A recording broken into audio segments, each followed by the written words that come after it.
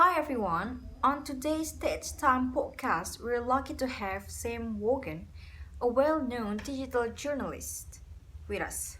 So Sam, what interesting techie topic would you like to talk about today? Hi Britt. Today I'd like to talk about some of the reasons why we shouldn't automatically believe everything we read online, and how false information spreads so easily with the help of technology. One of the reasons for this is a phenomenon known as circular reporting. Circular reporting? What's that?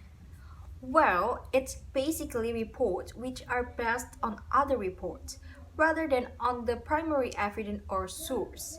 To the reader, it looks like the information is coming from several different independent sources, which normally means it can be trusted, but in actual fact, all the reports are based on each other.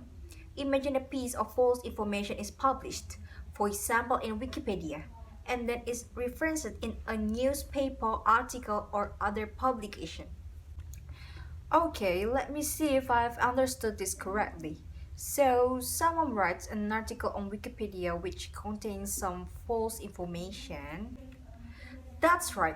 False information which is not referenced or checked and in no way is obvious as being false.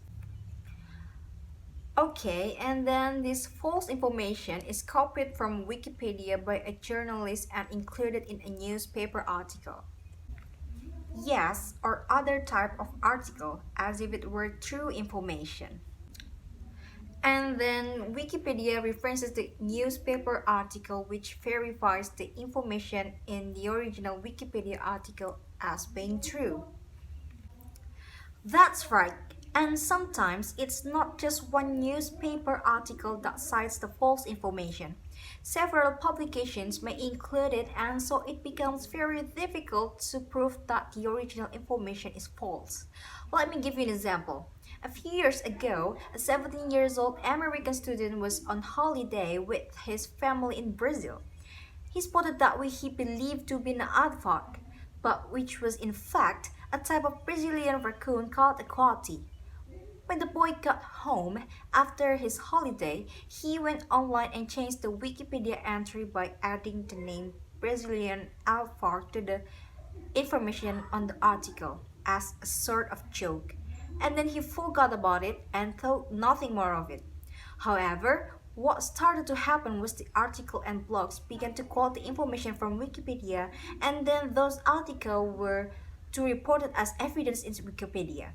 Before long, everyone was talking about the Brazilian aardvark as if it were factual information.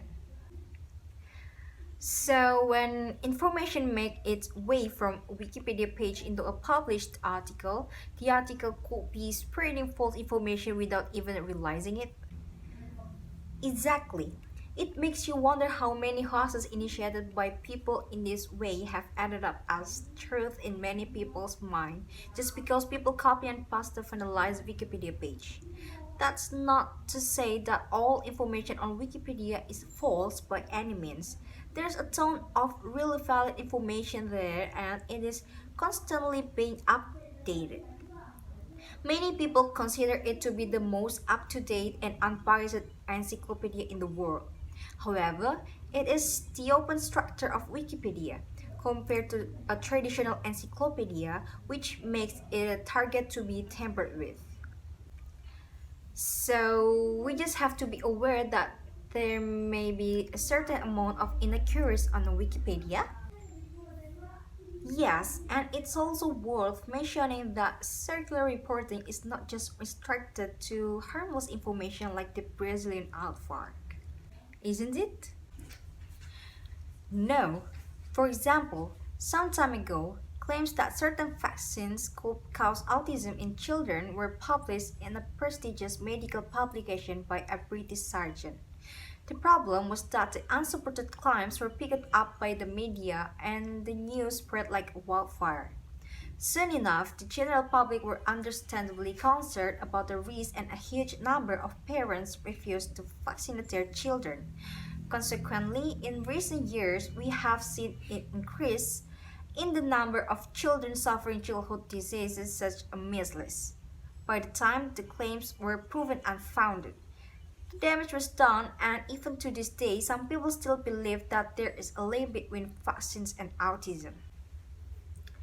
It just goes to show how difficult it is sometimes for the truth to be heard.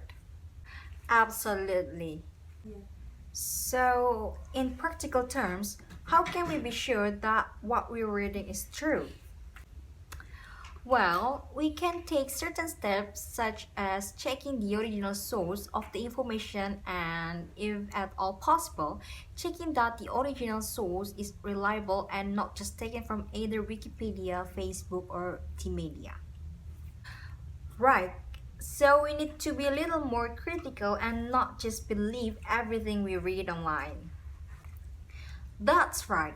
Although it's difficult because we want information quickly and immediately, so it's not always viable to spend time checking the source of the information. Even though we should, and we should certainly try and reflect on the information and decide ourselves if we think it's true or not. If you feel unsure about the validity of certain information, then there's no harm in looking into it further to check how true it actually is. That's very true.